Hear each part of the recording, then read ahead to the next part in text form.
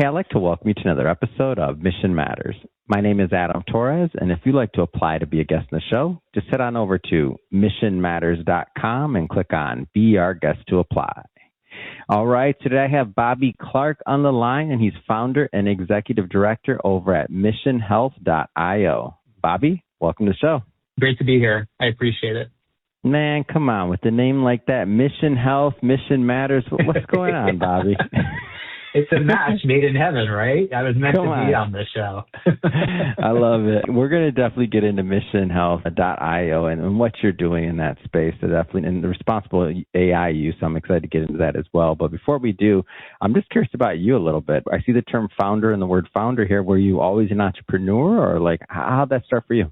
No, I have been in the business world for about the past decade, but really I've gotten my start working in government and the public sector. I am based in Washington, D.C., and I studied government and health policy in my undergrad and graduate studies and worked in Congress as a congressional aide for nearly a decade working on healthcare matters and also worked at the Department of Health and Human Services. So a lot of my professional experience actually has been in the public sector. I've done also some time in the private sector. I was at PwC working in their Health Research Institute.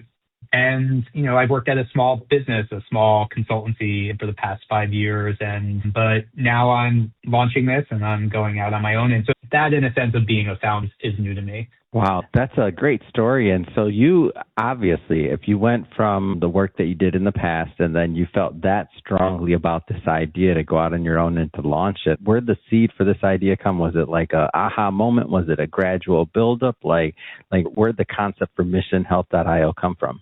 Yeah, that's a great question. And it really does come from my own experience professionally. I've worked in these organizations of all different sizes and scopes, whether it's a tiny congressional office that usually consists of, 10 people, or being in a big, complex organization like the Department of Health and Human Services or PwC. And this idea is about capacity building and helping the small teams build their capacity and fill some of the resource gaps between them and the well-resourced outfits, whether that's human capital or financial resources. And so again, I experienced that. I saw it for myself when I went from, working on a small team to a larger organization. I saw sort of the gaps that exist. And so that's where the idea came from and sort of how it all came about. And so I'm all for entrepreneurs, especially when somebody's,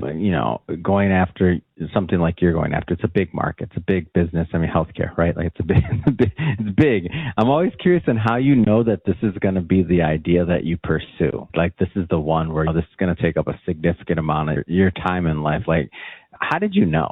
Well, I think there's two things. One, I just felt it, right? Yeah. I had experienced and saw how this disparity exists between, again, smaller organizations that have big missions in front of them, but don't always have the resources, and then being part of big teams and operations, big national consultancies. And so that personal experience, I think, lends itself. But, so you have a little bit of that gut feeling. I think that's true for a lot of people who sort of venture out on their own and want to make a go of it. But I've also done my diligence. And so I am making a calculated risk here that there is a market for this. I've done, a lot of interviews with people. I've done a lot of market research. I've been in this field for a long time. And so I'm making a calculated bet that there is a need here and that I have a little bit of uptake already to build off of. That's amazing. That's great. Let's get into missionhealth.io. So first, tell us a little bit more about the organization. Yeah, so we are a capacity building organization that is focused on strengthening individuals and teams working to improve health across the United States. And so, again, our emphasis is on working with these purpose-driven institutions who don't have the same infrastructure or apparatus or teams in place to fully effectuate their mission or to handle new trends like AI, which I know we're going to talk about here. And so we're a capacity building partner. And so what does that actually mean? It means strengthening skills, strengthening systems, creating the space for people to learn, adapt, and grow where they might otherwise not have those tools, those services in front of them. Mm-hmm. So where are you at with the organization now? Talk to me about it. Where are you at? What steps are you doing now to achieve your mission? Yeah, well, this podcast is part of this step. Yeah, so, I'm excited about that one. Yeah, go ahead. You got to get the word out. That's true. Go ahead.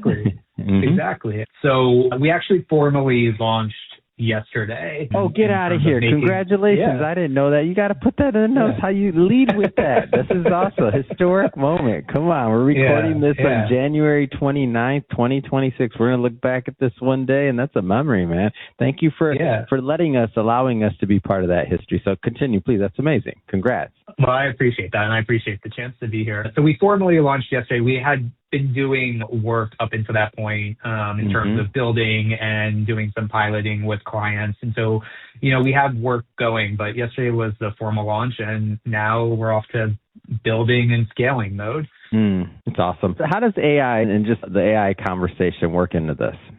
Yeah. So again, we're not just an AI-focused company. My vision for this is that whenever there are needs in place or new trends that are going on, we want to be that partner that helps organizations sort of understand them and figure out the strategy on how to move forward. But the thing that is in front of everybody right now is AI. And so when I talk to a lot of organizations, teams under 50 people, they know that AI is urgent. Where they struggle is sort of where to start in terms of tackling it. They have teams of people who are already sort of full in terms of their ability to take on new projects. They're serving clients, they're working on key projects. So they don't have people who they can just turn to and say, figure out our AI strategy. And so I think that's where we come in. We're trying to help them figure out how to get started, how to link it to their mission, what's an appropriate place to begin, what are the potential benefits for these organizations, what are the potential risks, what are the guardrails. And so that's what we're looking to do with AI. What have you learned about how mission-driven organizations or health organizations specifically, how they experience AI today? Like, what have you learned so far? Well, so a lot of my conversations, just to be clear, are not so much on the clinical side. I'm doing a lot of conversations with patient advocacy groups, professional services firms that are working in the healthcare space. So I want to be clear because I think there is a distinction when you're talking about like a doctor's office or a hospital. Absolutely. We're not talking answering the phone with an AI agent, right? Exactly. I understand. So a lot of the people I am talking to, I think they are approaching this in a couple different ways. One, they want to understand it from a regulatory standpoint because healthcare is obviously extremely regulatory. And if you are an organization like a patient advocacy group, you want to understand how is this going to be overseen by regulators? How does it impact the communities and the constituencies that we're here to represent? So there's that piece of it too. And then in terms of implementation, again, I don't think a lot of these organizations are too far along based on my experience and conversations. I think what I've seen is maybe some of them have adopted an enterprise-wide license for the group. You have a ChatGPT license or a Copilot or Gemini, what have you. You've decided upon that. This is going to be the platform that we're using and we're going to get it for the organization. Maybe there's some people who have been sort of deemed as, the informal AI expert on the team. So they have been sanctioned to go and experiment and play around with AI and then come back. Sounds about right. Kind of like the early days. Yeah, go ahead. Share those findings. Exactly. And then maybe some of the more advanced ones are formed a committee, an internal AI committee to start to formalize some of the governance structures. But that's really it. I mean, I think where people are eager to get to is to start to figure out, okay, how do we really start to change our workflows and really start to see efficiencies at scale across the organization. And I think my advice to a lot of these leaders in these organizations is that is definitely a destination to get to and to want to get to. But there's a lot of pre-work that has to happen in terms of assessing your organization's needs and assessing your team's understanding of AI and, what are their hopes with it? What are their fears with it? Then starting to build the literacy and the understanding about the technology and how it can be applied and why it works the way it does. You really need those sort of foundations before you then figure out, okay, what does our governance structure look like? And then how do we want to start to pilot this in risk-free or low-risk ways within an organization, particularly those organizations that have data that they're going to be working with? Because I think that's a level of complexity and sophistication that's different than organizations if you're sort of automating different workflows. What's the sweet spot, whether it's, size of organization, employee count, or I don't know if it's revenue, or if there is one, by the way, what's the sweet spot of like the individuals or the organizations that you're targeting to work with?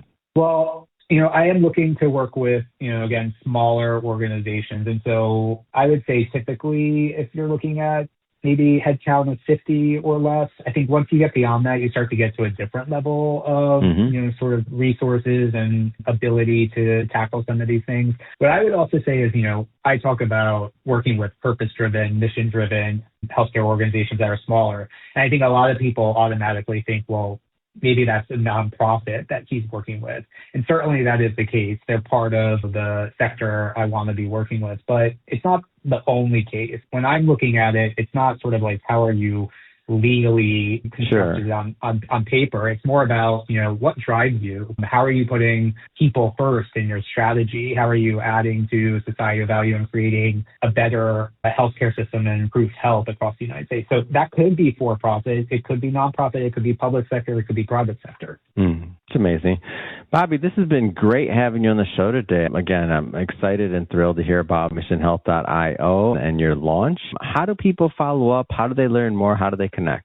Yeah, I think the easiest thing is to go to the website, which is exactly the name. It is missionhealth.io, and you can see what we're up to. You can also download a white paper, which outlines a little bit about how to start thinking about and how to get started with AI, or reach out to me on LinkedIn. I always love connecting with folks on LinkedIn and building out my network. Fantastic. And for everybody listening, just so you know, we'll definitely put some links in the show notes so you can just click on the links and head right on over. And speaking of the audience, if this is your first time with Mission Matters and you haven't done it yet, hit that subscribe or follow button. This is a daily show. Each and every day I'm bringing you new content, new ideas, and hopefully new inspiration to help you along the way on your journey as well. So again, hit that subscribe or follow button. And Bobby, thanks again for coming on the show. Thank you. I appreciate being here.